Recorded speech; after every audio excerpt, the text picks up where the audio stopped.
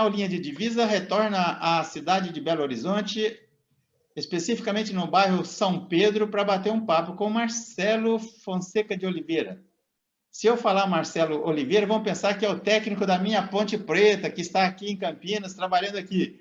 Mas não é. Eu vou falar com o Marcelo Fonseca de Oliveira, um pesquisador, mineiro como eu, muito simpático, e eu vou passar a bola para o Marcelo. Marcelo, por gentileza, fala para o público que está nos assistindo qual foi a sua graduação, aonde foi, o teu mestrado, por gentileza.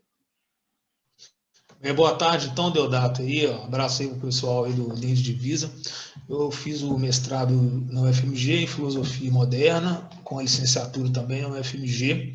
Né? Depois eu tive a oportunidade de passar 2 anos na França, onde eu fiz um segundo mestrado. Você fez um segundo mestrado lá na França? Sim. Ficou quanto tempo lá, Marcelo? 2 anos. Pô, legal, hein? Para estudar... Para pesquisar a filosofia contemporânea, nossa, você deve ter tido a oportunidade de visitar onde os caras estudaram, onde eles tomavam o seu café ali do outro lado da rua.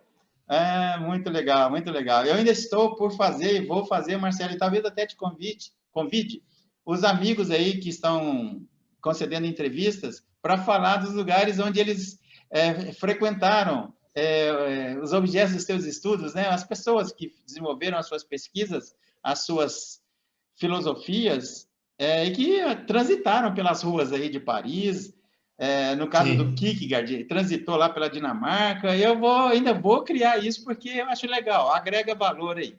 Mas é o seguinte, então, qual foi o objeto da tua pesquisa no mestrado na UFMG?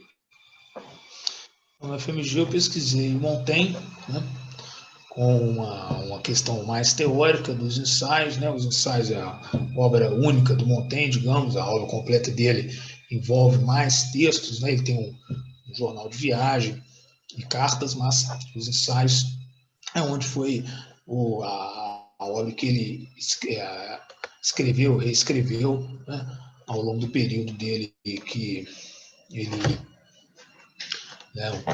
durante um pouco depois do período dele de prefeito, né, na cidade de Bordeaux. E o Montaigne é o filósofo francês renascentista, né, por excelência, é o filósofo dos renascimentos, né, tanto o renascimento francês quanto o renascimento inglês são um pouco mais tardios, não são, né, quer dizer, são mais receptores do renascimento italiano que propriamente, mas tem, é claro, a sua marca, as suas diretrizes, né, as suas coordenadas específicas, e o Montaigne é o representante do Renascimento francês. Ok. E o objeto da tua pesquisa na França, qual foi?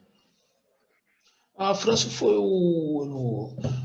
não recebi bolsa, eu pesquisei o Descartes, né, mas foi uma continuação da minha pesquisa aqui, mas mais na área da filosofia francesa do século XVII.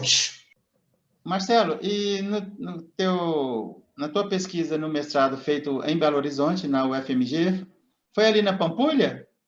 Isso. Em Pampulha? Está no campus. Ok. Fafiche. Legal. Eu já te falei que eu estudei lá, né? Estudou biologia, né? Comecei lá um pouquinho, depois eu mudei de área.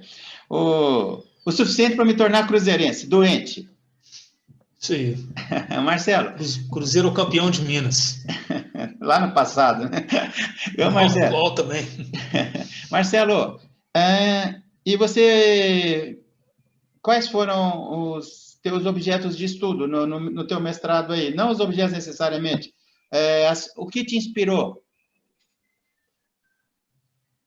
Então, o mestrado ganhou forma na graduação, durante a graduação, sobre digamos, a inspiração de alguns professores, né?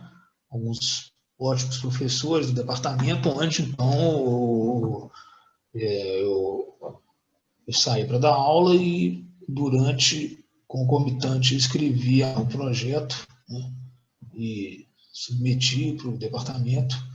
e acabei passando, né? Então, essas foram as influências, assim, né, internas, em termos de professores, né?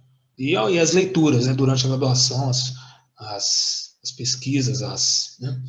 Meu contato sempre foi um aluno, né, muito assíduo na biblioteca, né, da FAFIS também, com excelentes funcionários lá, e com um acervo muito bom. Então, lá eu pude conhecer algumas obras, principalmente a obra do Topic, que que teve uma influência indireta no mestrado, né?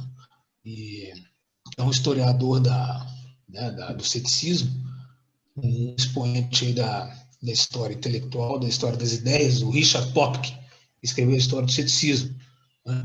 Então foi um livro que me marcou aí desde do segundo período da graduação, né? Terceiro período da graduação eu já estava lendo Topic. Marcelo, e depois de desenvolver aí esse período de estudos, de aprofundamento, no desenvolvimento da tua dissertação, você chegou à conclusão que o material que você produziu foi totalmente inédito em termos de geração de conhecimentos, ou trabalhou em cima ao longo do tempo, de conhecimentos já registrados? E queria saber se você levou como tese, se é uma proposta nova para o teu doutorado, sem entrar no doutorado, tá bom? Não, tudo bem, Demir. Então, é isso. Hoje, muitas pessoas, né, com essa questão da indústria da pós-graduação se limitam a fazer uma espécie de, como se diz, puxadinho, né? Pega uma ideia ali que já está em um outro autor, pede página, e não se preocupam a pensar por si próprios. Não, no meu caso foi o contrário, né? Eu sempre busquei, né, mas também me inseri numa certa, né, linha de pesquisa, claro, né, mas eu diria até que foi original demais o meu projeto que resultou na minha dissertação de mestrado, né? Então, o material, né, em português, nós temos bons, ótimos pesquisadores do ceticismo hoje, até com um verbete na Stanford sobre os pesquisadores do ceticismo na América Latina, mas, de fato, sobre o tema e o autor que eu pesquisei, em língua portuguesa não há material, né? Então, eu tive que buscar em outras línguas, né, línguas estrangeiras, principalmente inglês e francês, para subsidiar aí o meu argumento, né? Mas o fato é que, sim, resultou numa tese inédita, mas, de certa forma, né, logicamente, todas as teses, dissertações são inéditas, né? Mas, de fato, eu me inspirei de modo indireto, né? Ok. Então, Marcelo, e você reescreveria alguma coisa hoje, olhando para trás, você reescreveria? sim, eu estou publicando, estou buscando publicar os capítulos, né? Mas sempre, é claro, em cima de uma revisão, de uma reconsideração dos argumentos. Ok. Você está fazendo revisões, produzindo artigos, então eu vou aproveitar para te perguntar se o canal Linha de Divisa, ele busca um diálogo entre academia e academia e o grande público, é a nossa proposta. Então, sempre que possível, eu gosto de deixar registrado no ar ou na descrição links de acesso para aqueles que gostam de colocar o link, ou para aqueles que preferem resguardar a produção e quiser se colocar à disposição dos artigos, para se conversar sobre os artigos, sobre as próprias dissertações ou teses. Eu costumo pedir, se o pesquisador estiver interessado, em colocar o e-mail.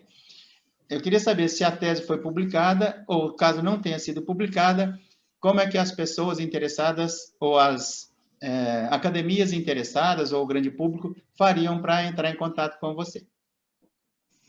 Publicado ainda não, né? Como eu disse, estou publicando por capítulos, né? Isso, claro, totalmente acessível, né? Meu e-mail pode ser disponibilizado, mas eu posso falar que também é marcelofonseca.r.de oliveira@gmail.com. Quem tiver interesse em termos enfim, o que for sobre a tese, né, pode me escrever que eu estou acessível. Repete o seu e-mail. marcelofonseca.r.de oliveira@gmail.com. Ok. Você considera, já mudando aí um pouco o assunto, então, o pessoal que estiver interessado em bater um papo, conversar com o Marcelo aí, entre em contato por e-mail com ele. Tá legal, pessoal? Marcelo, você considera o Montaigne um filósofo cético o tempo todo?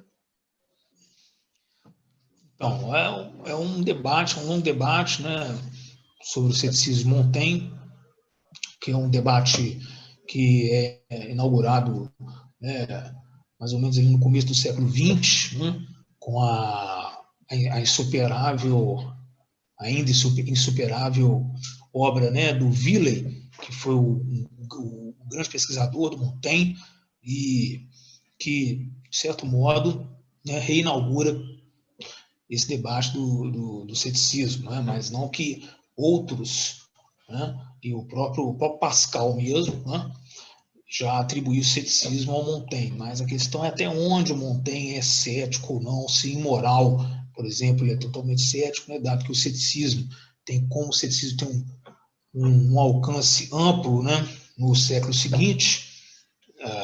A questão é saber, então, até onde o ceticismo influencia os diversos âmbitos aí no pensamento da filosofia. Assim, eu considero Montaigne, na maior parte, também imoral, também política, fazendo um uso católico do ceticismo, um filósofo cético, por excelência. Ok, me fala uma coisa, responda se você quiser, meu amigo.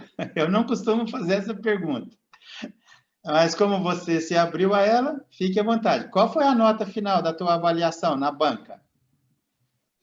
Não, eu fui avaliado muito bem, eu fiquei com 95 em 100. Ok. E você entende que a tua produção, justamente pelo fato dela ser bastante inédita, possa contribuir para a filosofia contemporânea, para os nossos tempos, para novas pesquisas? Isso também é um debate relativo ao ceticismo, né, que pode envolver ou não a minha pesquisa, enfim. Mas a questão é que o ceticismo, a validade do ceticismo, o ceticismo como, a gente entendeu o ceticismo como uma terapia, né, como uma terapia até do conhecimento, ou seja, em que medida nós podemos conhecer o outro, o que está à nossa volta, né, colocando dúvidas sobre o nosso entorno, para depois fundamentar com um conhecimento mais sólido, né? Esse foi o caminho aí, grosso modo, dizendo que o Descartes fez, né? Em direção ao cogito, mas primeiro duvidando do conhecimento dos sentidos, né? Mas isso também tem um viés moral que eu acho interessante para a modernidade, que é moderar os juízos, né? Moderar até o modo de ver os fatos, né? Sempre sem tanto dogmatismo, sem tanta, digamos, né, numa era aí de extremos, né? Para falar com o que é historiador, o Hobsbawm, sem tanto peso, digamos, né, em cima dos próprios juízos, das próprias asserções, das próprias certezas, mas sim buscando sempre digamos, uma certa leveza e uma certa higiene, mas também sem cair no oposto de recusar a possibilidade do conhecimento ou recusar que as coisas são de certo modo, né? Mas sim, eu acho que como uma terapia que visa um progresso. Marcelo, foi muito bom conversar com você. Eu agradeço você separar um tempinho aí para trocar uma ideia aqui com o canal e a gente pretende voltar a conversar com você outras vezes. Um abração, muito obrigado. Eu Edemerval, estou aí tão acessível aí ao linha de divisa. Um abraço aí a você, a sua equipe aí, até a próxima. Valeu, um abraço, até mais.